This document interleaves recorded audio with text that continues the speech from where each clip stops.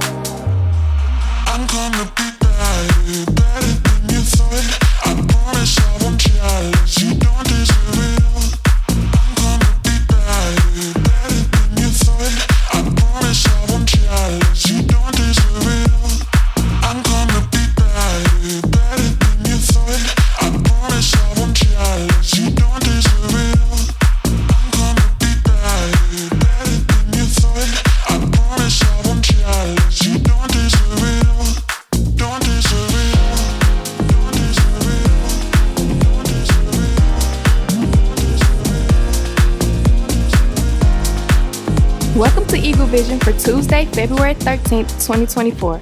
I'm Tiana, and today's top story highlights the basketball team after a close nail-biter game Friday night. Last Friday, the boys basketball team lost 63-65 in overtime against the Lewisburg Patriots in the district championship. However, the team is still alive as they pursue the state championship. We caught up with Coach Potts for the details. I'm here with Coach Potts. Tell us about the boys basketball season. Well, the season, we're still playing. That's the good thing about the season. We're still playing. We lost in the district championship game on Friday. If you missed it, if you didn't get an opportunity to show up, you missed a really, really good game. But moreover, we are on Saturday, was February the 17th, we'll be playing Clinton High School. They'll be coming here to Horn Lake. Game time is, I think, it's either 6 or 7. That will be confirmed later on in the week. But as usual, I definitely would love to have each and every one of you guys come out and show up and show some support for your Eagles basketball. And then on another note, I definitely want to give big kudos to my guys. I mean, my guys, we fought all season. We had a tough schedule. We've been fighting, and I just want them to know that I'm really proud. I'm really proud of each and every one of you guys. But we still got a job to do, and this week, let's get it on. Friday afternoon, Drake Lewis signed a baseball scholarship to play at the next level. So today, we are honoring Mr. Drake Lewis with a signing at Williams Baptist College. Drake is the epitome of a leader. First one there, last one to leave. One of the hardest working kids I've ever been around. I couldn't be more proud of him, more happy for him. Can't wait to watch what he does this senior year. Can't wait to see what he does at Williams Baptist. So excited for him, Drake. We're proud of him.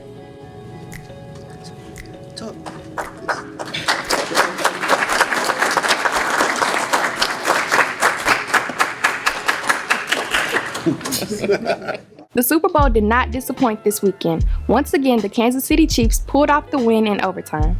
All right, the Super Bowl was a great night. Did you enjoy the night, Super Bowl? I did. Did you stay up and watch the whole game? Okay, it came down to a nail biter. It was closer than I thought, but I believe you predicted that it was going to be a close game. Yeah, you had two great defenses, obviously two great offenses, but when you got those two, nobody's going to let it get out of hand, I didn't think, and great Super Bowl. I predicted incorrectly. I thought it was going to be a scoring frenzy. I thought that Kansas was going to come out swinging and score. They had more penalties and more turnovers than I've seen Kansas have in a long time. Yeah, struggle with snaps, had a fumble in the red zone early. So again, some kind of uncharacteristic stuff. Some things you saw during the season didn't necessarily see in the playoffs. So you kind of wonder, hey, did that little time off hurt a little bit? But again, champions find a way to get it done, and they did that.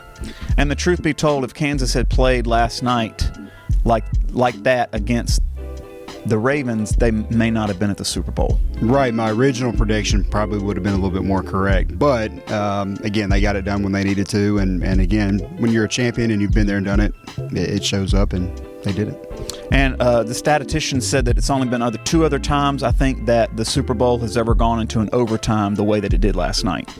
Yeah, and so I guess the first time since the new rules of overtime, which obviously worked out well for Kansas City, old rules, they would have lost with the field goal. So, and then again in that situation to go down the field and find a way to score, it was a lot of fun. And I agree with the new rule. I think both teams should have a chance of possession. I don't think it should come down to whoever wins the coin flip and just gets first shot at it. So I do like that. But it was down to the wire. Any other notable things that you saw in the game? It was just fun. I mean, to see the strategies that the teams kind of came out with, especially defensively, and then the adjustments that were made throughout the game, and seeing how they kind of picked up on it and made adjustments in the second half. That, as a coach, as a football guy, like, that's a lot of fun to kind of see. But great game. I mean, I think our Super Bowls the last several years have been good, and that's always fun when the last one of the year and it's enjoyable. So. Right. Now, for the people who don't like football, do you have a favorite commercial? My personal favorite one was the Dunkin' Donut commercial. Did you have a favorite commercial that was memorable? So there was one, Paramount Plus maybe had one, and they were throwing stuff at a mountain for some reason. I don't know why, but that made me laugh. I guess some of the old characters or whatever else, but that was good. There was one other one, I can't remember what it was, that had me laughing pretty good. But overall, wasn't overly impressed with commercials, and haven't been in a few years, but that one got me. Agreed. There was only two commercials that were really notable to me, but the Dunkin' Donut commercial took it all for me. Did you? The one with J-Lo? Yes. That was my favorite one, yeah. Right. The J-Lo is, yes. Go look it up. If you just put Dunkin' Donut commercial in it, it'll be the first thing to come up. What was your favorite part about the night? The fact that Patrick won?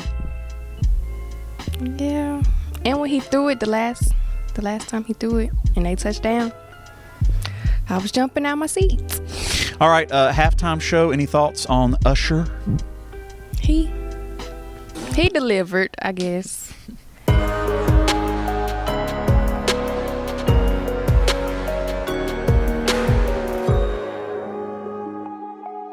Merle Evers Williams was born in 1933 in Vicksburg, Mississippi. She was an African-American activist and the wife of civil rights leader Medgar Evers, whose racially motivated murder in 1963 made him a national icon. In 1950, Merle enrolled at Alcorn A&M College, where she met Medgar, whom she married in 1951. The couple became an active force in the NAACP in the Mississippi Delta region near their home in Jackson, Mississippi. In 1963, Medgar was murdered. Segregationist Byron De La Beckwith was initially charged for the murder, but was released as a result of hung juries. However, 3 decades later in 1994, after being retried for a third time, De La Beckwith was convicted and sentenced to life in prison. Left a widow with 3 children, Evers relocated to California. She published the memoir For Us, the Living, earned a degree in sociology, and made an unsuccessful bid for election to the U.S. Congress in 1970. In 1987, she was named to the Los Angeles Board of Public Works by Mayor Tom Bradley, and she served until 1991. Evers Williams remained active on the NAACP board, rising to chairman in 1995. She left the post 3 years later and founded the Medgar Evers Institute in Jackson, Mississippi.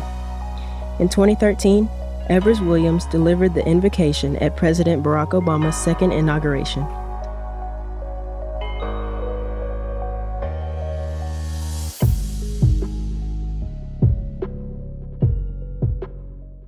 This week's feature vocabulary words are impervious, incendiary, and incompetent.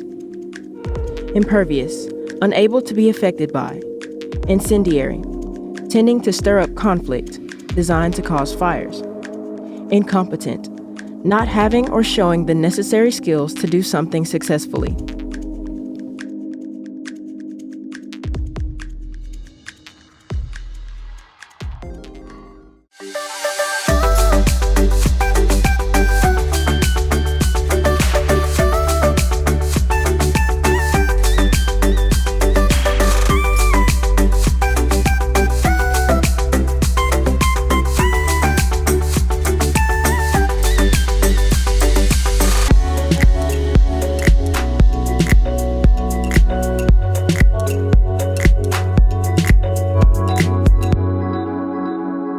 Good morning, students. Miss Jolly again. Just some reminders about prom. I'm selling tickets through February 14th at a discounted rate of $70.